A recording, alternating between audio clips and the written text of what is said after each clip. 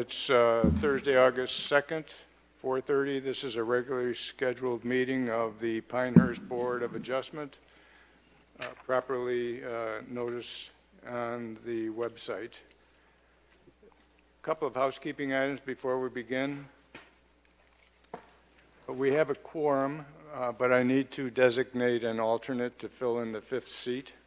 And I do so by naming Joel Schreiberg, who's sitting next to me. He will be an alternate for this meeting. We do not have counsel available here with us, so I'll pass on that. The procedure is being videotaped. Speaking into the microphone is important so that everybody can hear everybody else, and it can be properly recorded in the record. First item of business is the approval of the minutes from July 5th. A couple of changes have been made. Actually, just one change have been made since you saw them, and that was Cindy Burnett was not named a permanent member at the last meeting. She was named to fill in as an alternate, the same as Joel is doing tonight. That's the only change. Do I have a motion to approve those minutes, please? So moved. Second. Is that you or Mike? I saw you both go for it. Okay. First, motion from Julia, second from Leo. All in favor? Aye. Aye. Thank you very much. Last item is, before we get into the public hearing, we had two scheduled. Number one has been postponed until the September meeting, and we will only hear one tonight. I do have to ask of all of us sitting here, has anyone had ex parte communications regarding this? Do you have a personal interest in the outcome of this hearing? No. Everybody okay, Mike? And all right. With that in mind, I'm going to turn the gavel over to Leo, and he will conduct the public hearing. Thank you, Fred. This is public hearing number one, and all of the people that will be giving testimony will need to be sworn in. We do not have a court reporter or what have you, but I guess I can do that as the acting chairman. Will all the folks that are going to give testimony or provide testimony answer or ask questions? Please stand.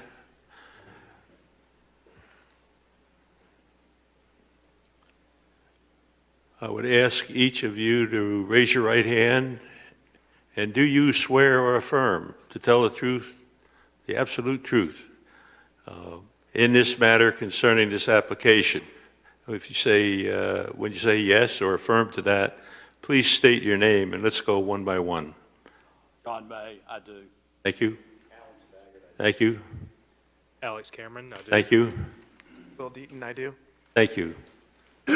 Consider yourself forsworn.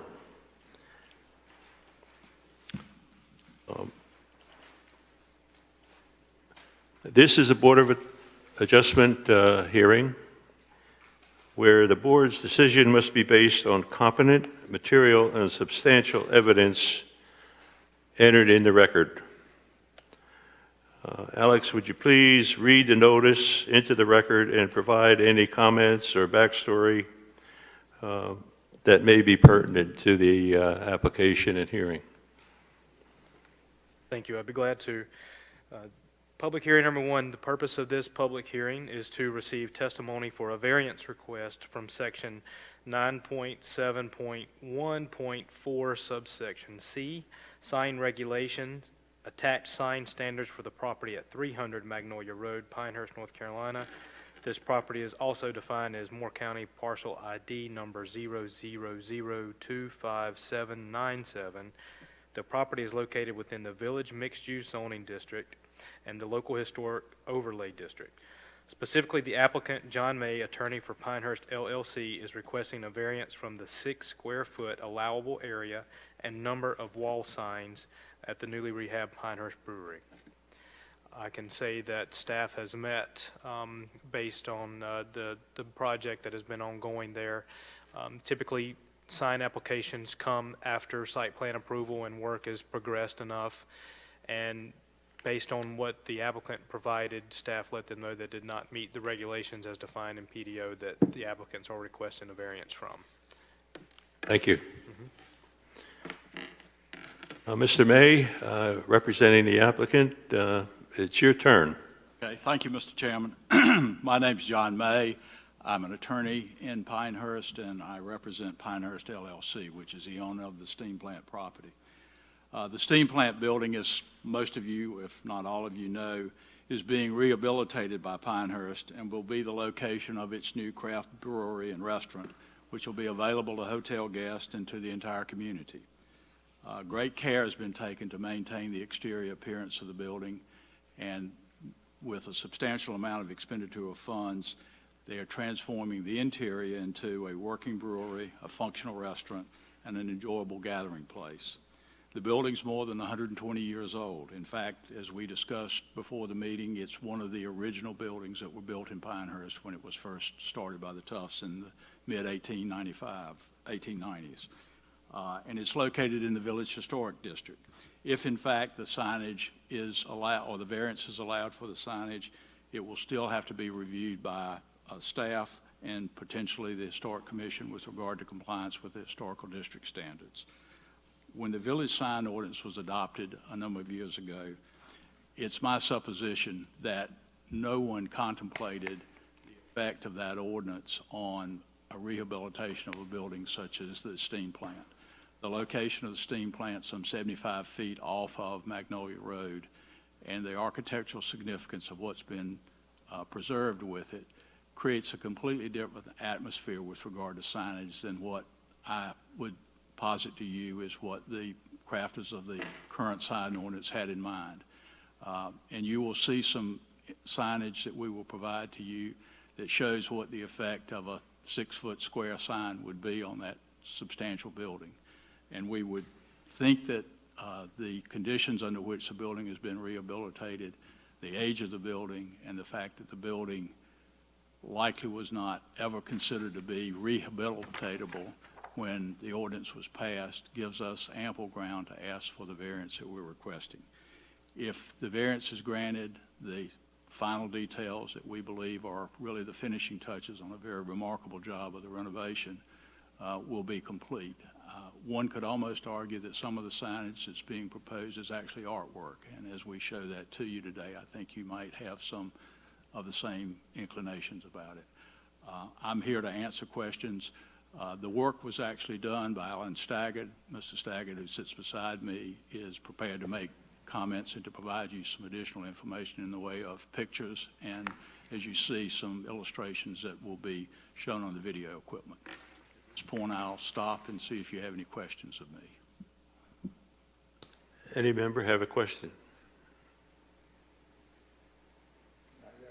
We're going to hear from Alan, too. right? Yes, Yeah. exactly. So I'm going to turn it over to Alan now and let him give you the details. Briefly state your name, your occupation, your connection with the application, and I assume you are going to be considered to be an expert. I hope so. My name is Alan Staggert. I'm with the firm of Staggert & Chow Architects, and we are the architects of record for this project. I'm the expert. Good, bad, or indifferent?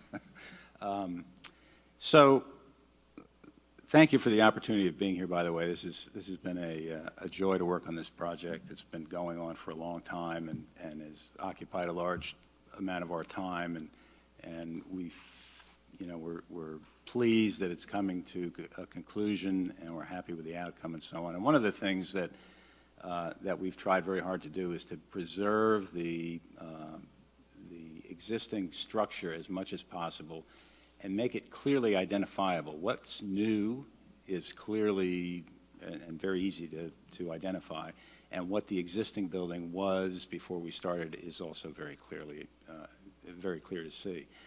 And part of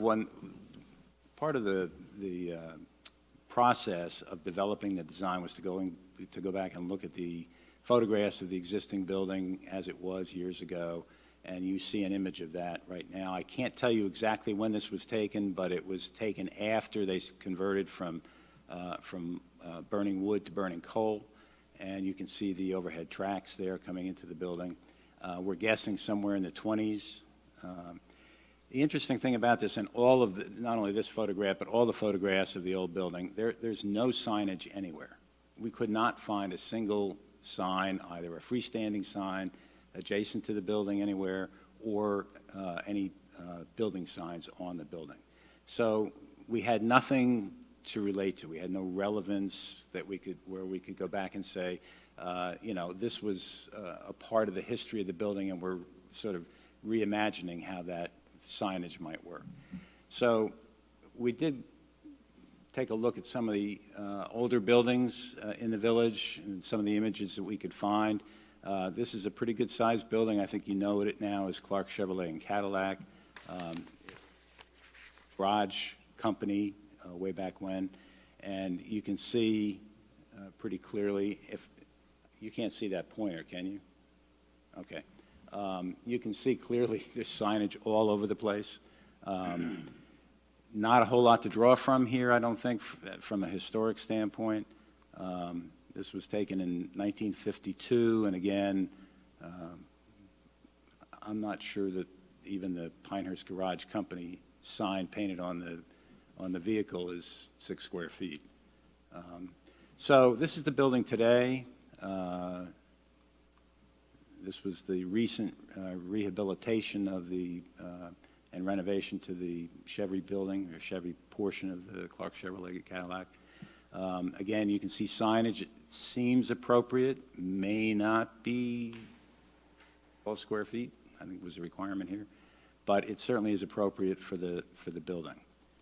And so we just want to take a quick look at some of the different businesses in the village and around the village, and look at some of the signage there. And this is not about what complies and what doesn't comply, it's about the character of the village. So we don't know whether the villager painted sign on the windows I have no idea how long that's been there, but today you're allowed one sign on a piece of glass facing in one direction to a street. But to be honest with you, it's never bothered me. I see that every day of my life. Our office is right upstairs. Here, so you're allowed to have a sign facing the street, each street, on the awning. You're allowed to have one painted sign on a piece of glass, so it seems to comply. You're allowed a street sign, complies. It's a restaurant, so why wouldn't you want to be able to see what the menu is posted on the outside, and the chalkboard with the daily specials, is important. But there's a lot of signage there in a very small amount of street frontage. And I'll come back to the relevance of that in a minute. Again, this has been there for who knows how long, First Bank. But again, would not meet the requirements of the zoning ordinance today for signage. Same thing with Potpourri. We could look at Sparrows, kind of the same thing. Tenya's got two signs on their glass, several signs there facing the street. Signs on roofs, Alex, they're not permitted, are they? Correct. So, and it's what, 40 square feet anyway? And we're not going to argue about the Tater Barn sign, but that door is probably about 20 square feet. It's a 3-foot by 6'8" door, and the sign is pushing about the same area, the rescue squad. So let's talk a little bit about all of the signs we just looked at, for the most part, are signs on buildings. We're permitted to have a street sign that's 12 square feet. We can have it out by the curb and so on, and might be a little bit easier to see, even though it's 12 square feet. But if you look at a lot of the other signage in and around the village, it's mostly signs on buildings. So we wanted to take a look at what would happen. We're allowed to have a 6-square-foot building sign, or a sign on the building, facing each direction. So what you're looking at here is our proposed mural up in the far, I guess it would be to your left corner, that identifies the building, and that's 6 square feet This is the elevation that you would see from Magnolia Road? from Magnolia Road. The wall that this is on is a new wall, and it's approximately 75 or 80 feet from the edge of the street. So it's off the road quite a ways. We're proposing that we increase the size of the sign to approximately 29 square feet, so it's more clear, easy to read, and we would, and I would refer you back to some of the paintings on some of the glass and whatnot. It's appropriately sized for the building and for the distance from the street. And we took a photograph of the wall shortly after it was built, and you can see the building is still under construction, obviously.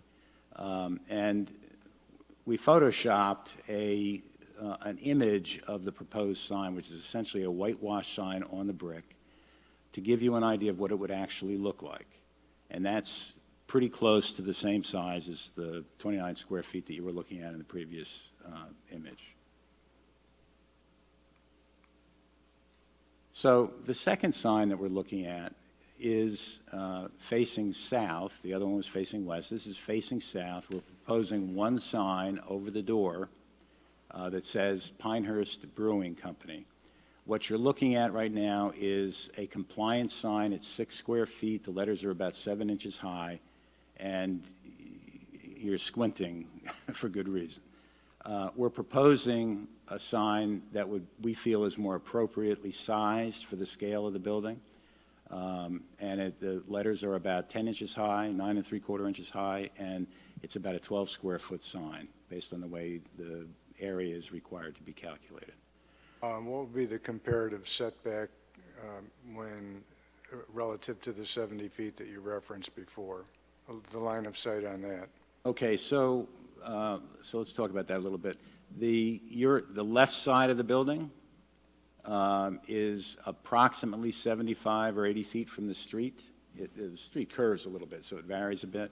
And just past that corner is the wall where the mural that we just looked at would be located. So this sign is another 50 to 60 feet from there.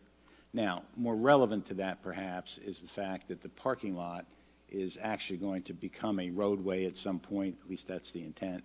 And from the curb line of the road back to the front wall of the building is about 38, 40 feet approximately.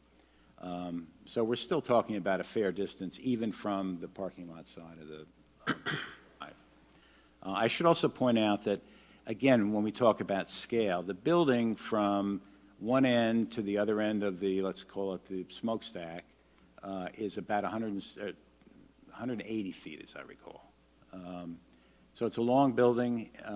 The scale of it is more in keeping with the automobile dealership, really, than what you would typically see in the downtown area, where the storefronts are smaller and you're much further away from the building.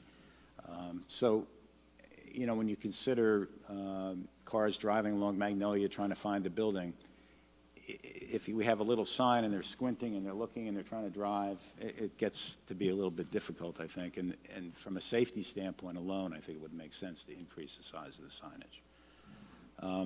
There's some relevance to this. Back to the Pinehurst Garage Company. That's an image that was taken back in '62.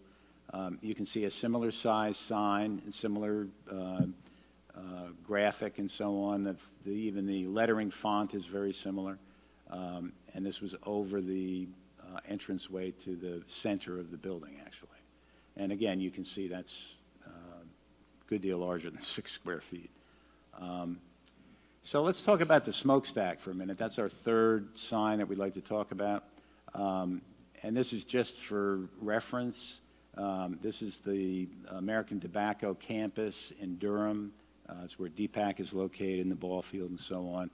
And you can see the Lucky Strike sign painted on the smokestack. And then sometimes we like to identify who owns the water tower. So we're looking at adding approximately 40 feet onto the existing height of the smokestack as it exists today. And on that brick, we would propose the lettering for Pinehurst. The letters would be about 24 inches high. And then down at the bottom, and it's hard to see, that we would have 12-inch high letters saying Brewing Company.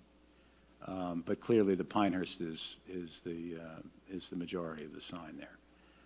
And the technique that we would use to put it on there would be the same as the mural, so it would be a whitewashed look. And again, it's a character that you see all over the country. And it was something that was used as a point of signage for many, many structures over the years. So there's relevance to it. And so we're asking for 3 signs. This is a large building. The area, the total aggregate area, I would argue, is not much more than what you saw on some of the restaurants in town. And the building obviously is considerably larger than any of those structures. We feel that that the size of the lettering, the size of the signs, and the quality of the artwork is commensurate with Pinehurst and certainly the historic relevance of the building itself. Thank you. Thank you. Do you have any approximation of the frontal area of the building that faces Magnolia, and also the area that faces the parking lot in the future street? And whether or not you made any approximation of a percentage of wall area that those 2 signs would calculate out to? We didn't, but it's, so if we want to look at the side of the building that faces east, south. Sorry. If you want to look at the south elevation, which is the one in front of you there, that's the south elevation. You can see, we did not calculate the area of the building and the percentage of the sign, but it's minimal by any standard. And we could certainly provide that if you needed it. We can calculate that. Was there ever any wording on the original smokestack? No. Actually, we can go back. Here, let's go back to that for just a minute, if you can see it. That's the original smokestack. Now, the original smokestack, and let's put this into perspective, that's 125 feet high. When we're finished with what we're doing, it's going to be maybe half that height. So Pinehurst is not going to be 125 feet in the air. It's going to be 60 feet in the air or so.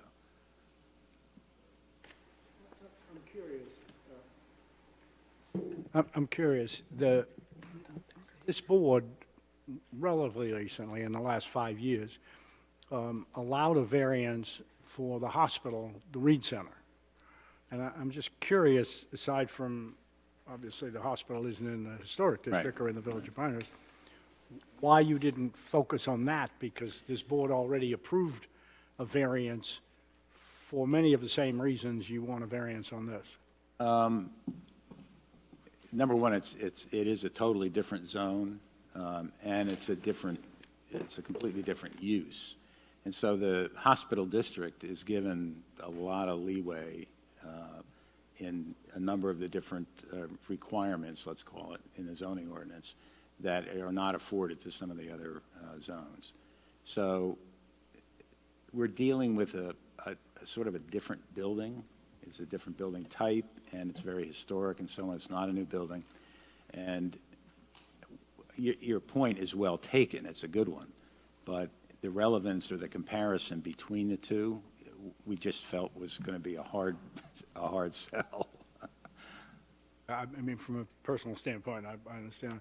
I don't see it as that big a stretch because they made many of the same arguments or reasonings when they presented that to us. And the variance they got was for much larger signs going forward, should they want to do this, so they don't have to come back to the board each time, so that's all. I wasn't aware of that, actually.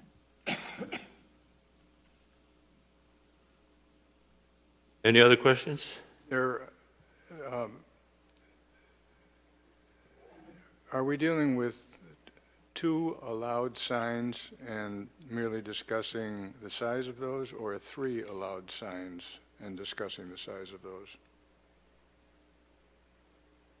So the size for the 2 that would be permitted, which would be the Magnolia Road and what will become the future power plant road side, also the parking lot side. In addition to that, an additional sign to be placed on the smokestack. So yes, 2 plus 1. correct. Okay, thank you. Are you planning for any additional signage, like pedestal signs closer to the road, or is it 3 signs for this entire project? We have to put a sign, we have to identify the street number Sure. at the road, but that's it. Okay. We're not planning on any other signage. And to clarify that too, Julia, within the Historic Preservation Overlay District, those changeable A-frame style signs are permitted. However, they must be within 12 feet of the business main entrance, so there won't be anyone located out near the street.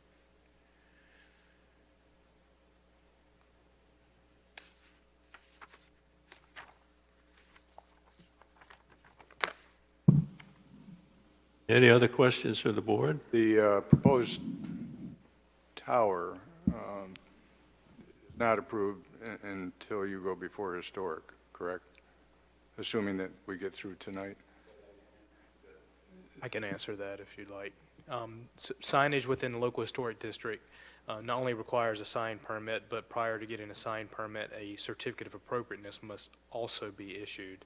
And depending on the proposed signage, if it meets the applicable signage standards and guidelines for the local historic district, it can be approved administratively at a staff level.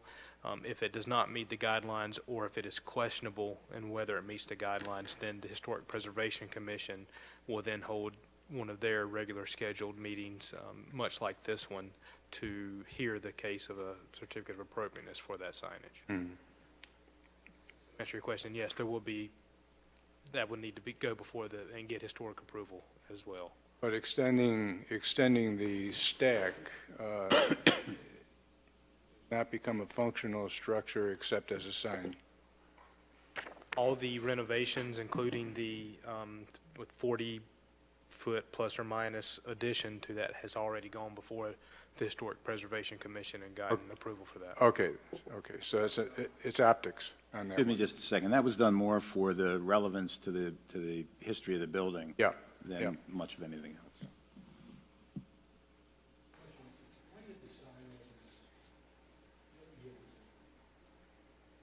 That's a good question. It definitely predates my time here with the village. My recollection, the last time the PDO was amended, I don't know for certain if any sign regulations were Village was incorporated in what, 60? 80. 1980s when. Oh, 80, and we were showing pictures from the 60s, yeah.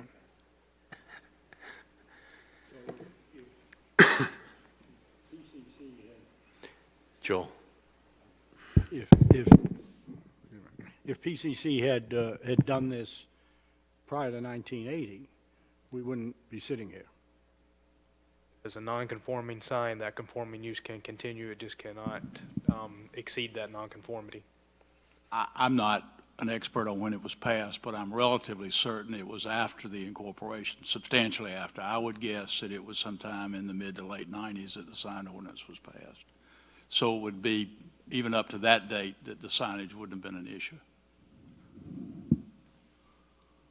I have one more question.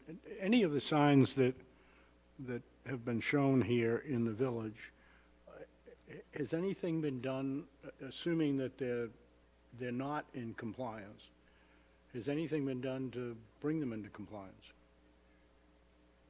My understanding, the village has again, with that nonconformity clause, that they're existing nonconformities, if they are. Some of them that were shown earlier in the slide, I can attest to, are new and have received formal review and issuance of permits to be compliant with the zoning ordinance. Those that are not are existing nonconformities. And the only, one of the reasons I bring it up is because of the sign that was approved on the, for the menu. What's the name of the place? Theo's. Theo's. Theo's, where we granted a variance for that. So, okay, thank you. You may not know this, Alex, is maybe asking you to pull out your crystal ball, but are there any other properties within the village that are similar to this in that we're looking at a large building with a significant setback that are planned for the future for development, or any projects that are? In that area, in that immediate zoning designation, I'm not aware of any. Okay, thanks.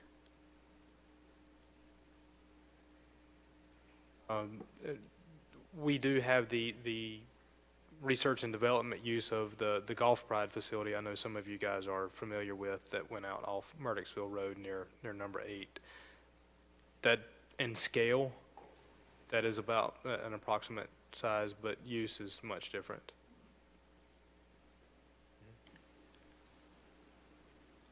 What is the square footage of the total building?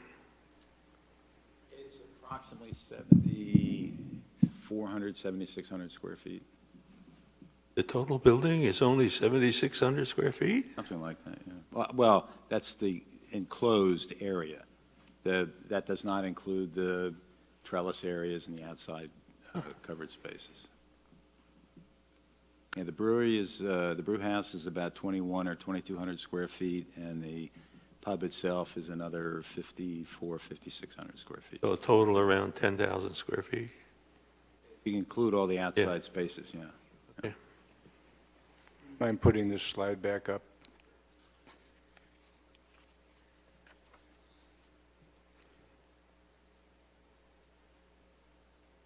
Perfect, thank you. If you were putting a window there,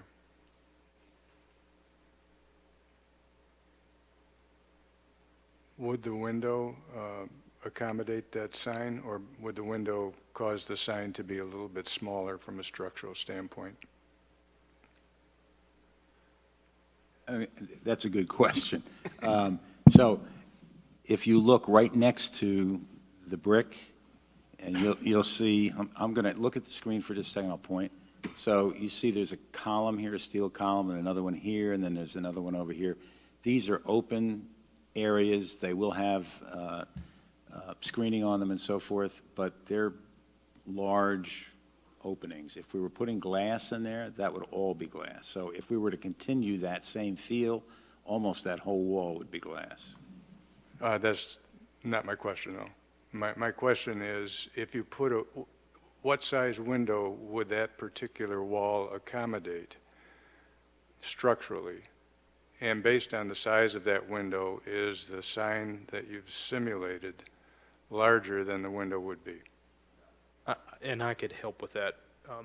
The ordinance only allows window signage on windows that are 30 square feet or greater, and the window signage cannot exceed 20% of the total area of the window. So you would see 20% maximum allowable area on a window for signage. Which would take us to the signs at the Villager and say, what percentage are those, right? The painted ones? Yeah. Okay, so structurally, but Structurally, I would say that we could put a window in there that would be appropriately sized, that would be about like so. and that sign would fit And within the that sign window. would fit in there. Now, if it were more appropriate to have a smaller piece of glass in there, then the sign would be a little bit smaller, clearly. And I'm not at all suggesting that a window be there. I'm trying to get, yeah, I'm just trying to get a reference point on the size that's shown here. Yeah, Let me ask the village a question.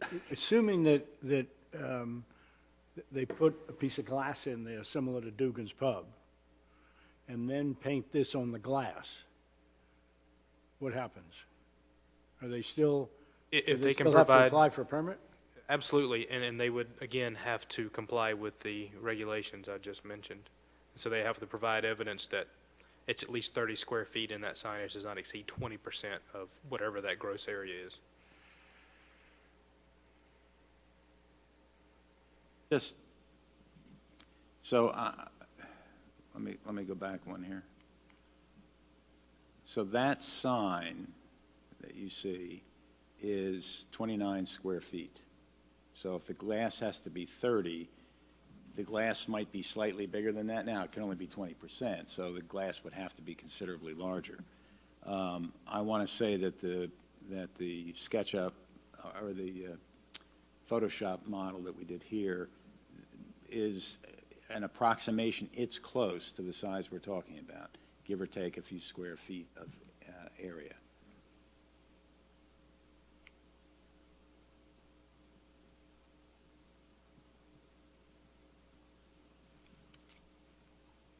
Well, we can ask more questions, or if there are no further questions, but the applicant wants to make another statement, we can do that. Go ahead. Just in summary, what I hope you have seen is what we believe to be the appropriateness of what's being requested vis-a-vis the type of structure, the size of the structure, the location of the structure, but I would submit even more importantly, the age of the structure. And the signage, I think in our view, is not only does it identify the building and does it allow people to find the building, but it also is, at least in my personal view, an integral part of the rehabilitation.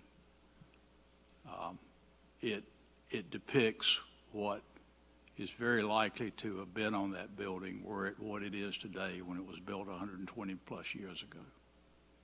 And we would hope that because of that, you all would see a way to allow it to happen on the basis that it is unique in almost every respect. And certainly wasn't contemplated, it would seem to me, in anyone's imagination with respect to the application of the sign ordinance. Thank you. If there are no other further questions, there are? I may make a suggestion, unless you're ahead of me on it, and that would be that we would now talk between ourselves but not close the public hearing. I was just going to ask that. All right? Yep. Okay. Going to have board discussion, and if there's other questions that come out of that, we will not close the hearing. But once that gets resolved, the hearing will be closed, and the board will proceed to take a vote. But let's make a discussion here now. Let's go left to right. My left to right. I'm very comfortable with the two building signs. I think they're appropriate aesthetically and functionally. I am not able to relate to the stack sign at all.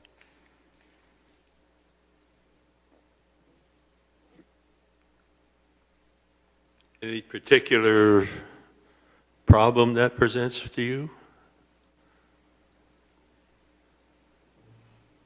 I don't, within our authority, I don't know that it's appropriate what I say, but I don't see that it serves any purpose to draw any customers to that location. In that vein, I have to agree with Fred, and I always have to come back to the standards of review, because that's what we're charged with reviewing. That's what we have. And the first standard is unnecessary hardship. And Mr. May has pointed us towards, with unnecessary hardship, thinking about people being able to locate the business and knowing what the business reflects, what type of facility this is, finding it from the street. And for that, I understand the hardship arguments in relation to those two signs on the side of the building. I have a harder time getting myself over that hardship argument in reflection of that smokestack. Do I think the smokestack is cool? Yes, I do. I like the way it looks. But I have a hard time with the charge that we're given getting there. We skipped Joe. Do you have any further comment, questions, concerns?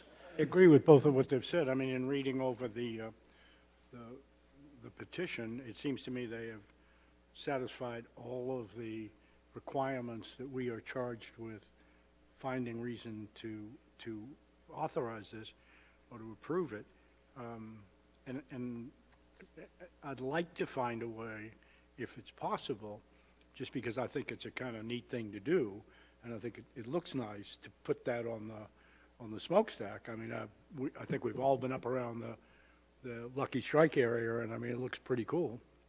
So if there's a way we can find to do that, I'd like to do it. I don't know what it is, but other than that, I'm totally in favor of doing this. Excuse me just a second, Mr. Chairman. I'd like to make one point relative to the smokestack. Let's go to the sign here. So the smokestack itself, I'm losing my, smokestack itself is about 250 feet from Magnolia. So what you're looking at here is actually a dead-on elevation, as though it's right in front of you.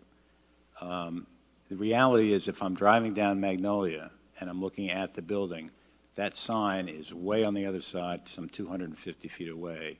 The foreshortening of the sign would make it appropriate size-wise as it relates to the mural on the front of the building facing Magnolia. So we thought pretty hard about that, you know, how big. We tried several different size letters and so on. And to make the lettering appropriate, those letters are only a little over double the height of the letters on the front of the building where it's over the front door, the curved letters over the front door. So they're not huge, you know, you're talking about like so big. So it's not quite as in your face, if I might say that, as Lucky Strike on the American Tobacco campus.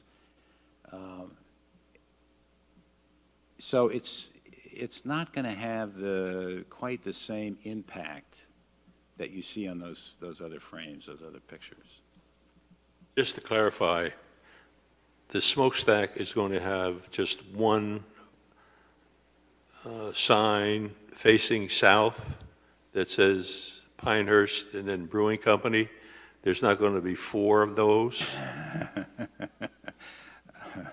I can think of a couple of people that would like it. No, the proposal is for one sign, and it will face actually southwest, so it'll be angled. It's, for graphic purposes, it's showing facing south, but in the application, it would be facing southeast toward the entrance to the parking area. Thank you. Mike, you have any discussion items? Sure, I always do. The proposal seems to meet all 4 items in the general purpose and intent of our sign regulations, paragraph 971. I had trouble reconciling the word hardship. And in fact, in some of the write-ups, it said a necessary hardship, but it also talks about practical difficulties. And that's in the same sentence as hardship. So I got over that pretty easily. As far as the entire project, I kind of looked at the totality of circumstances involved with it, the size and character of the building, the usage and uniqueness, its location, surrounding properties. And the final one is the precedence of that water tower. There's a big darn Pinehurst on that for no particular reason. Because of that, I'm ambivalent to whether we put anything on the tower, on the chimney or not. I think it's cool. But meeting that hardship is a real reach. However, one of the comments in the general purpose is to encourage the effective use of signs as a means of communication in the village. I mean, people that are down at the resort can see that. Go to the chimney. It also says they would like to maintain an enhanced aesthetic environment, which I think that certainly would, rather than just a bare tower. Thank you. I just want to add one thing. Can you throw up the water tower that we need to let everybody know who owns it? The water tower isn't owned by Pinehurst. It's owned by the village, the county of Moore. I understand. Okay. And when we allowed them to put that sign on there and then circle their, because I was on the board when we did that, and then circle those antenna to hide the sign, I mean, you talk about buck ugly. That's ugly. And it's on the other side, too. Yeah, I know. And there's another one on the other side of town by the number 4 golf course. So I just caution, I mean, if we're going to allow somebody to identify a water tower, which has absolutely no purpose whatsoever, I'd like to find a reason to work on item D in the standards of review, that it's consistent with the spirit, purpose, and intent of the ordinance. Don't know how we do this, but, I mean, this has nothing to do with anything. We've been trying for as long as I've lived in this town to get something done with that building, and they come up and want to spend a pile of money to do it. I'd like to find a way to stretch, if that's what they want to do. That's all I got to say. If I can make one other point, there aren't very few entities that can put the word Pinehurst on their building.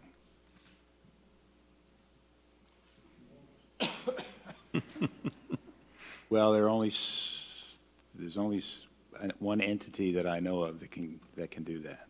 So this is a very unique opportunity for the village of Pinehurst, I think. I'm looking at this from an overall concept that this is a unique building. It has historical significance. It, I believe, is going to have an effect that will help to draw additional development to the area. I believe the signs that are proposed on the buildings are appropriate with size, are appropriate with design, color, and I think in both respects for those two signs, it also has some safety aspects that people need to see because of the setbacks from the roads or the proposed power plant road. With respect to the sign, one sign on the smokestack, again, I think is a sort of serve as a beacon to draw people to the area. I don't see any problem with the size of that particular sign. Its message is appropriate. And again, a unique opportunity to do something that the ordinance never foresaw happening. Does staff have any other comments to add? I do. Just want to let you know that we're here because we've gone through this process. So it's not, the variance is not the first option. We've kind of gone through everything that we could do as staff and with the applicants trying to work through this. We've even looked at our comprehensive sign plan that has a little bit of flexibility. We're just unable to give any flex here. And as they've mentioned, the intent, we believe, at staff level was the signage was for the core areas, the smaller width storefronts. So looking at these, photos, when you have the width on Magnolia, and you could argue that at the moment, the entrance and the smokestack will not have a street frontage. So those, you could discount those signs at the moment. There is no street frontage. And they showed the scale at 6, what that would mean. And that would be fitting in character with a denser, compact group of buildings. This is obviously a unique situation, and it's the reason why it's before you tonight, because this is the only option at the moment. And if you want to, if you're leaning that way, I would recommend that you at least entertain a motion, and I would just add up the total square footage and do a blanket variance for square footage, up or down, knowing that, again, this has to go through at least another staff review at the minimum. Okay, thank you. I believe we're finished with our own discussion and all. No more questions, comments by either the applicant or staff or anyone present in the audience? Question. Based on what you just said, how many square feet of signage in total are you requesting?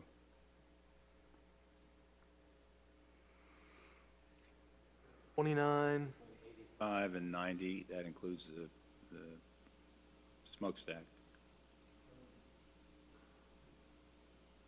So are you suggesting, again, I'm just looking for clarification, Sure. that we could approve X number of square feet of signage, and they use it any way they want? Allocated over a certain number of signs. Pardon me? Allocated over a certain number of signs. Yeah. So we could allocate 100 square feet over 3 signs, or whatever they're, 100 square feet to be no more than 3 signs okay. at this point for those. Now, if they want to do anything else that's allowed, road sign, anything, if they want to do that in the future, it would be outside of this would just be for those wall signs. Got enough to do trying to figure out how to get this done, Robert.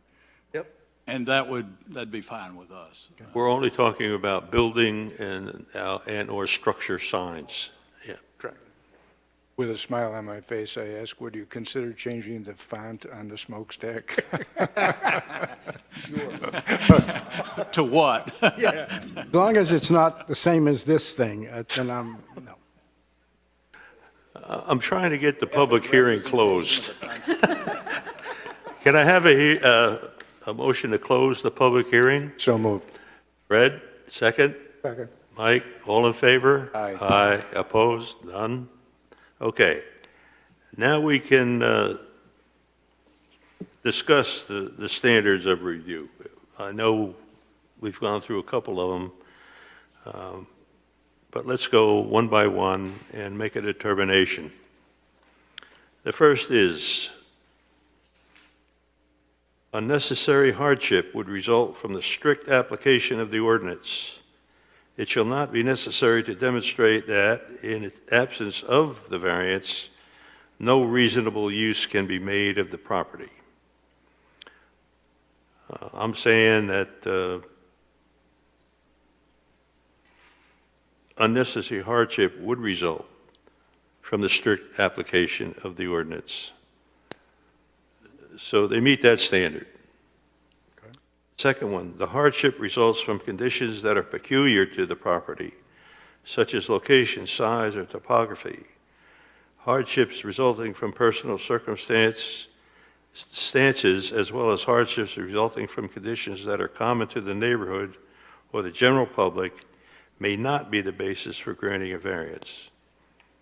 I personally believe that they have met that standard. Third, the hardship did not result from actions taken by the applicant or the property owner.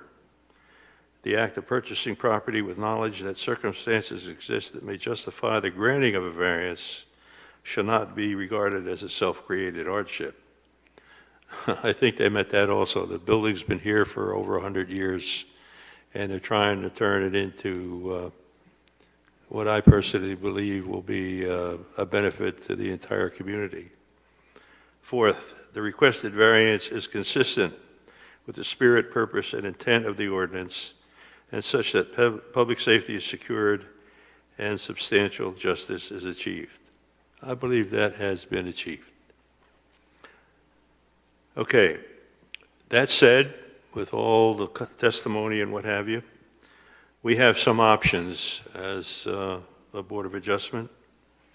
We can approve the variance with a motion, a second, and a roll call vote, or we can approve the variance with conditions, motion, second, and roll call vote, or we can continue the meeting to another date for a determination, which would require a motion, a second, and a voice vote. Does anyone have a motion to approve? I would suggest that, based on the discussion we had before we exited, that the motion, if we have a motion for approval, it would be with the condition that it's the bundle of 100 square feet, or whatever the square footage is, to be applied over no more than 3 signs. Okay, let's have a motion. Let's ask about the Well, square. specify square footage and number of signs. Mr. Chair, just if you want, it might be easier to do the 100 square foot bundle and say 4 signs as presented in the application. Where's the 4th? 3 signs. 3. Did I say 3? For the signs. 4, the signs. Sorry, F-O-R, not F-O-R. F-O-U-R. semantics. As submitted in the application. You might want to do that, and then we would have a record of that. It'd be better for us to keep that I record. don't, is discussion permissible at this point, Leo? Sure. Okay. I'm comfortable with that. I was nervous with, as you initially offered the motion, because 100 square feet of no more than 3 signs means they could do 2 giant signs Yeah. that we never contemplated, and then we're going to be going, how could you do this to us?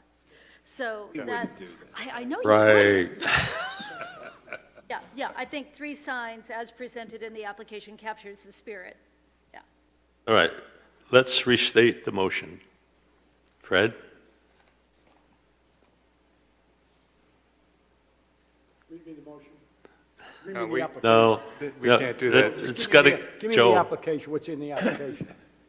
Basically, the attachment of the, It is 100 square feet, is that correct, more or less? that'd give you guys enough, 100 square feet. That would cover it. let me put something together. All right. I can You can make a motion. Sure. I move that the application be approved to vary the sign regulations for wall signs for a village mixed-use zoning district to allow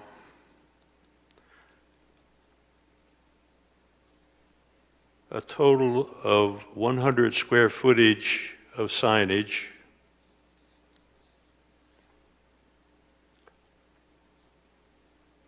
on the repurposed power plant building, as well as the proposed signs as shown in the application, including the sign on the old smokestack.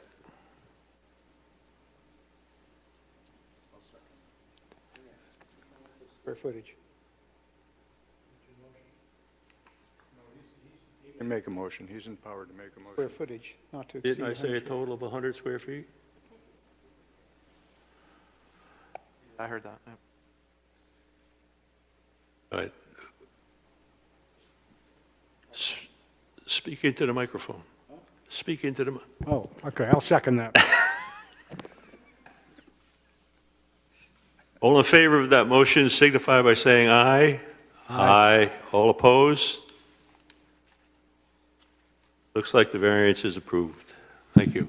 Mr. Chairman, I'm a lawyer, so I believe you read in your examples that if it was approved, it had to be by a roll call vote. Correct. That's true. Thank you. Mr. Engelfried, In favor. Mr. Schreiber, Favor? Mrs. Latham, In favor. Mr. Marsh, In favor. Mr. Sanawaso. In favor. I apologize for that. We appreciate that. We're all lay folks here. Excuse me? Try to do the best we can. We are Well, not. there are a couple of professionals, but I'm going to take the chair back on that. Our next scheduled meeting is September 6th. There will be a public hearing, which would be what we knew to be public hearing number 1 for today. Will you all be able to attend on that date, based on what you know? good. Okay, I think David will be back, and we'll see if he's available as well. That being said, I'll take a motion to adjourn. So move. Leo, second, please. Second. Mike, all in favor? Aye. Meeting adjourned. Thank you. Thank you all very much.